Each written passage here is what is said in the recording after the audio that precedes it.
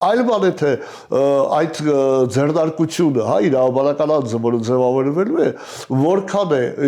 այդ եկամուտների մասնաբաժինը հասնում Հայաստանին եւ որքան է հասնում այլ երրորդ կողմին, հա, տվյալ դեպքում ամերիկացիներին այդտեղ 24-ից 26%-ների մասն է, եթե չեմ սխալվում խոսքը, բայց դա նորից դրան պետք չի հիվանդագին նայել, թե գիտեք 24 է թե 25 է։ Միևնույն է, այդ 40 կիլոմետրը չի ունենալու այն եկամուտները, որպեսզի մենք մտածենք, այդ եկամուտների բաշխումից խոսենք։ 40 կիլոմետրի փոխադրման արժեքը գործող սակագների հիման վրա այսօր ամբողջ ԱՊՀ երկրների կազմում է ոչ ավել քան 1 տոննայի համար $5։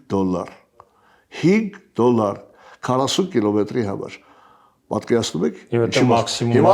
թողունակությունը 1 միլիոն տոննա եք տեղափոխում, 2 միլիոն տոննա եք տեղափոխում, $10 միլիոն, ինչքան եք տեղափոխելու։ Այդ մի 40 կիլոմետրը ինչքան է։ 10 միլիոն տոննա տեղափոխելու 10 միլիոն դոլարի դեպքում դուք 50 միլիոն գումար եք գանձում։ Իսկ այդ 40 կիլոմետրը սպասարկելու համար նվազագույնը $4 ծախսելու եք։ Չէ, ենթակառուցվածք է վերջին հաշվով։ Մարդիկ են աշխատում, ենթակառուցվածք է աշխատում, պետք է դա եւ արդյունքում $1-2 մի տոննայից մնալու, դա ինչ գումար է որ։